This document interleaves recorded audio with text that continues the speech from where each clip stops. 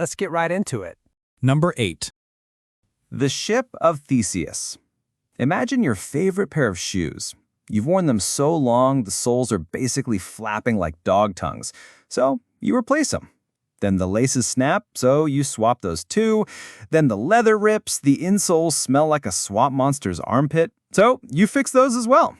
Eventually, every single piece has been replaced. Congratulations! You are now standing in a philosophical migraine known as the ship of Theseus. The paradox is simple. If you replace every part of something, is it still the same thing? Ancient Greek philosophers first asked this about a wooden ship, but the question applies to everything, including you. Every 7 to 10 years, most of the cells in your body get replaced, which means technically you're like a slowly rebooting iPhone. Does that mean you're the same you as 10 years ago, or just a slightly upgraded knockoff running the same operating system? Science can't exactly solve it. Psychology says your identity is tied to memory and continuity, not molecules. But if your memories fade, does that mean you're fading too? Suddenly, your old shoes feel like an existential crisis on your feet. And if you're thinking, well, I'm definitely still me, just remember that your gut bacteria outnumber your human cells by at least a ratio of 1:1, which basically means you're less you and more of a walking Airbnb for trillions of freeloaders. So next time you throw out your old toothbrush, just know you've basically committed identity homicide. Number 7. The barber paradox. There's a small town with one barber. He shaves everyone who does not shave themselves. But here's the catch. Who shaves the barber? If he shaves himself, he violates the rule. If he doesn't shave himself, he violates the rule. Either way, his chin is doomed. This paradox was invented by the logician Bertrand Russell, who apparently woke up one day and said, "You know what I'm going to do? Break people's brains with grooming metaphors." On the surface, it sounds like a silly riddle, but it actually points out a deep flaw in how we build logical systems. Basically, when rules fold in on themselves, they create contradictions that break the whole game. Think of it like when your computer crashes because Windows tried to open Windows inside Windows. Yeah, the barber paradox is basically Inception but with razors. The weird part is that this isn't just a thought exercise. Self-reference pops up in real life all the time, in computer programming, in laws, even in your brain when you try to think about thinking. Every time you analyze your own thoughts, you're basically giving yourself a philosophical haircut with a very confused barber. So the moral is, paradoxes are like beards. If you think about them too long, they only get bigger, messier, and impossible to trim. Number 6. The paradox of choice. Picture yourself in the cereal aisle. There are 50 brands staring you down like sugary little cult leaders, all screaming for your attention. Logically, more options should mean you're happier, right? You get to choose exactly what you want. But no, psychologists discovered that too much choice actually makes you miserable. This is called the paradox of choice. The experiment that nailed this down is legendary. Researchers set up a jam stand at a supermarket. Sometimes they offered 6 flavors, sometimes 24. People swarmed the 24-flavor table like moths to a disco ball, but they actually bought way less jam than the folks who only had 6 options. Why? Because when your brain is juggling too many possibilities, it short-circuits. Suddenly, buying a jar of jam feels like choosing the wrong Hogwarts house. And it gets worse. Even after you make a choice, your brain keeps whispering, "But what if the other one was better?" It's the psychological equivalent of dating apps. Infinite choices, infinite second-guessing, zero satisfaction. Which is why you spend an hour scrolling Netflix and then just rewatch The Office for the 12th time. So next time you're paralyzed in the snack aisle, just know it's not weakness, it's science. Too many choices don't give you freedom. They give you brain-induced indigestion, which means the happiest person in the store is probably the one with peanut allergies. Number 5. The Sorite's paradox. Here's a fun one. If you remove one single grain of sand from a pile, is it still a pile? Of course. What about 2 grains? Still a pile. 10, still a pile. At what point does it stop being a pile and just become dirt? That's the Sorite's paradox, a classic brain melter about vague definitions. You can apply it to anything. When does someone officially become bald? After losing 10 hairs? 100? Or when their head looks like a freshly polished bowling ball? The problem is, our language loves fuzzy boundaries, but logic demands exact cutoffs. And when the two collide, you end up with a paradox. Psychologists use this to point out how humans rely on categories even though reality doesn't care about our labels. Nature doesn't give you a sharp line between tall and short, or rich and poor. We make those lines up so we can function. Otherwise, every conversation would sound like, he's not bald, but he's balding bald. And here's the kicker. You can use the Sorite's paradox as an excuse for almost anything. Late to work?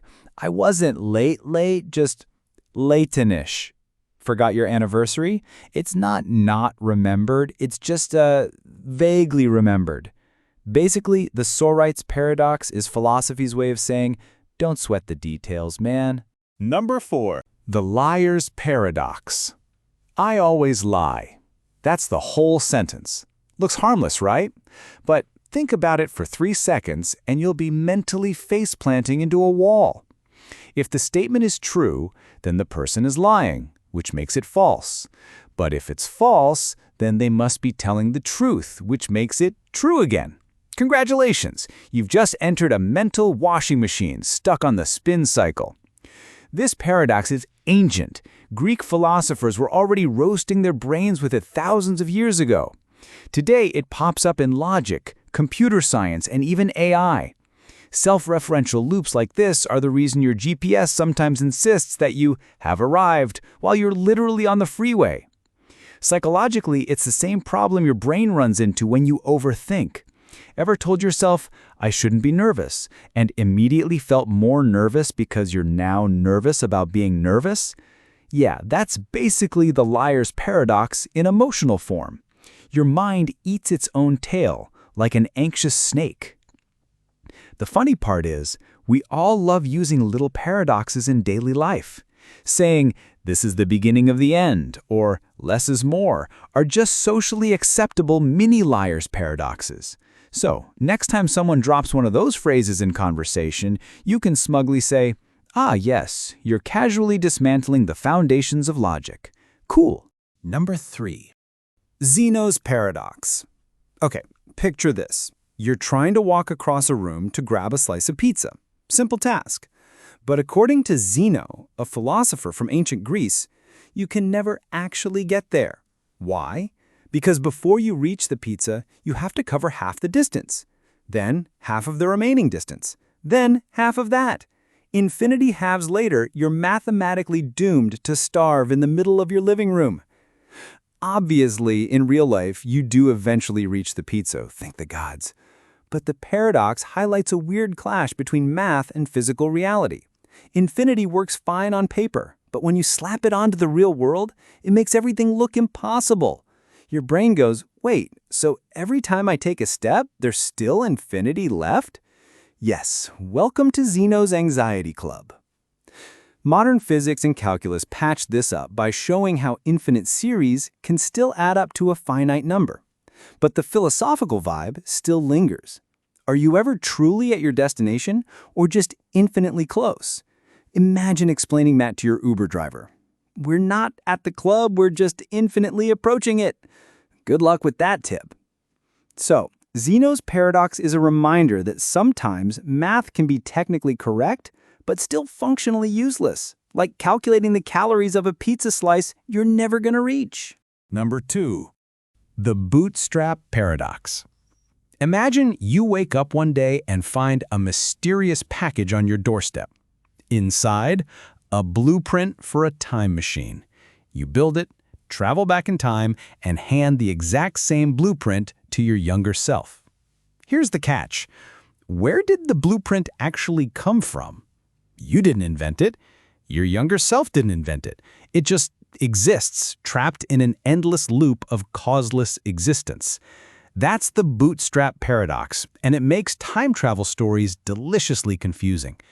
If an object or idea has no true origin because it keeps cycling back on itself, does it actually exist in any meaningful way?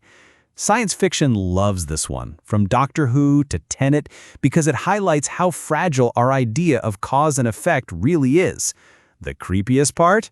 Some physicists think information might actually work this way in the universe, which means your next great idea could technically just be your future self mailing it back to you. So, if you're stuck on an essay, maybe check the mailbox. Number 1. The grandfather paradox. Ah yes, the big boss of paradoxes. You've heard of this one. You go back in time and, for whatever reason, prevent your grandfather from meeting your grandmother. Boom. Your parents never exist, which means you never exist. But if you never exist, who went back in time to ruin family reunions in the first place? This paradox is the kryptonite of time travel logic. It exposes the contradiction between free will and causal chains.